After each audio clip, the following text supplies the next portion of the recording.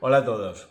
Pues después de haber visto una serie de cuestiones que creía necesarias para profundizar en el conocimiento y en el estudio de la Biblia y que sin prisa podemos ir manejando poco a poco, vamos a ir a algo más concreto. Es decir, ¿qué Biblia compro? ¿Qué Biblia tengo que tener? Bueno, pues te voy a recomendar tres, pero no para que cojas una de ellas, sino para que cojas las tres, bueno, tres más una, más o menos. También vamos a hablar de otras ediciones de la Biblia bueno, también pueden estar bien, por supuesto católicas, y vamos a empezar por las no católicas. ¿Qué problema tienen las no católicas? Pues que tienen menos libros, es decir, no tienen los 7 llamados deuterocanónicos. Eso en primer lugar. En segundo lugar, las traducciones a veces en determinados momentos, sobre todo cuando se hace mención, por ejemplo, a las tradiciones, pues lo traducen como doctrinas, instrucciones, pero no utilizan la palabra tradición. En fin, que hay que evitar todas estas traducciones protestantes por estas dos razones. Porque son traducciones tendenciosas, ya no hablamos de la Biblia de los Testigos de Jehová, esa ya no respetan ni la dicción literal de los manuscritos de los que disponemos. Así que apártate de la Reina Valera. Reina Valera no es ninguna reina, es que es una traducción que realizó Casiodoro de Reina en el siglo XVI y que fue corregida por Cipriano de Valera en el siglo XVII. No hay ninguna reina. La versión más famosa de esta Biblia y la que prácticamente todos los protestantes utilizan es la Reina Valera en la versión de 1960. Luego ha habido otras versiones como la de 1995. También apártate de Dios habla hoy, nueva traducción viviente, nueva versión internacional, que me parece que está realizada sobre la King James, la versión clásica en inglés. Los protestantes además se han situado muy bien en los buscadores, son especialistas en marketing, como todos sabemos, y todas las veces que busques la Biblia o aplicaciones relacionadas con la Biblia te van a salir en ediciones protestantes. Además de que no contienen los 7 deuterocanónicos y además de la traducción que hacen, por ejemplo, respecto a la palabra tradición y otras muchas, por ejemplo, a María en vez de llena de gracia la llaman muy favorecida. Hace alguna Biblia católica hace esto también. Entonces, aparte de eso, por ejemplo, en vez de decir Yahvé dicen Jehová. Eso ya debe hacerte saltar todas las alarmas cuando leas un texto de la Biblia que menciona la palabra Jehová. Es una traducción protestante, indudablemente. ¿Da lo mismo? No, no da lo mismo. Y pasamos a las Biblias católicas. Estas sí tienen los 73 libros, pero las Biblias que se presentan como católicas y con el imprimatur, el nihil obstat o simplemente con la aprobación de la conferencia episcopal, pues de entre ellas vamos a ver cuáles no recomendamos. He escogido dos.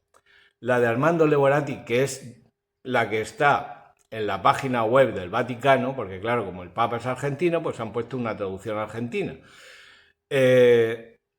Armando Leborati era un gran estudioso y sus comentarios a la Biblia pues son útiles. No te la recomiendo si eres español de España, si hablas español de España, perdón, porque bueno, está hecha en lenguaje, bueno, los hispanoamericanos, en vez de decir vosotros dicen ustedes, en fin.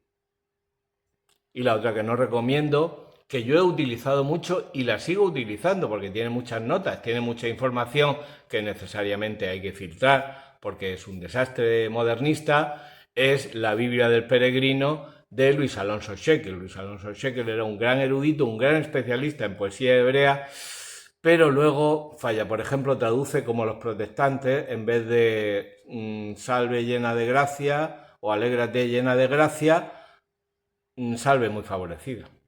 O alégrate muy favorecida, no me acuerdo exactamente. Biblia del Peregrino o Biblia de nuestro pueblo en edición de bolsillo es muy útil, está muy bien, pero modernismo a raudales, esa tampoco.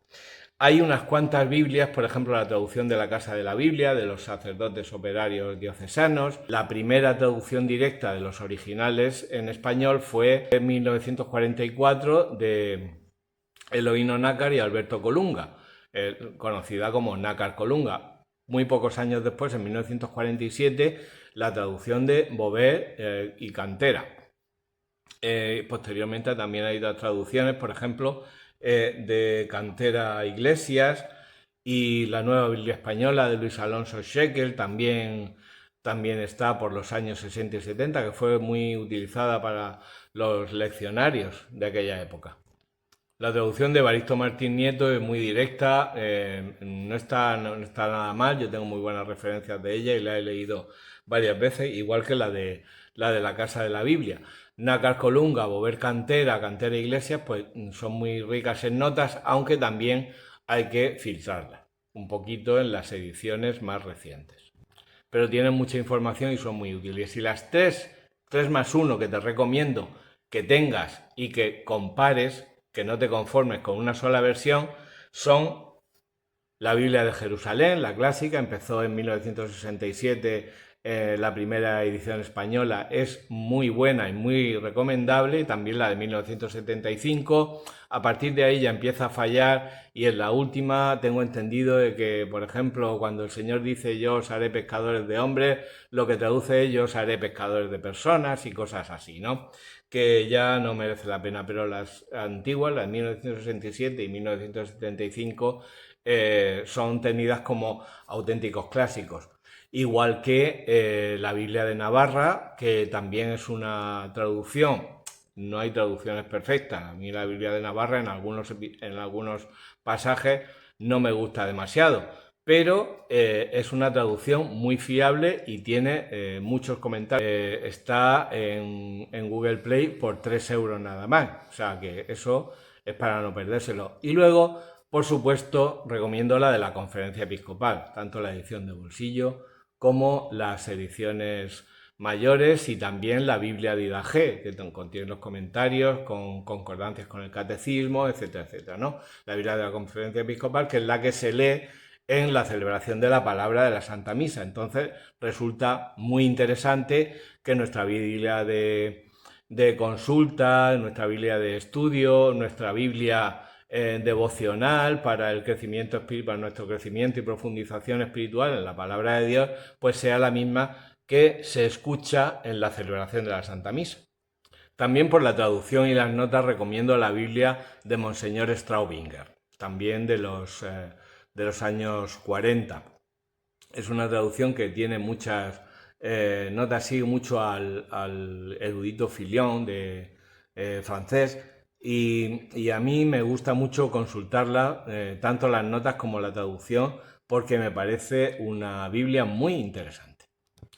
Desconfía también de las llamadas traducciones ecuménicas, porque normalmente suelen eludir los pasajes un poco más problemáticos, o bien le dan la razón en un pasaje problemático a la doctrina católica y en otro a la protestante. Yo he visto varias de estas ediciones o traducciones ecuménicas, y bueno, algunas pues en cuestión de concordancias, etcétera, etcétera, están muy bien, incluso las traducciones son bastante ajustadas, pero luego te viene, por ejemplo, plan de lectura en un año, y no te incluyen los deuterocanónicos, o te incluyen, por ejemplo, en la edición de la Biblia, en vez de incluirte los macabeos en los libros históricos, en los libros sapienciales, sabiduría y eclesiástico, no, te lo meten todos al final del Antiguo Testamento.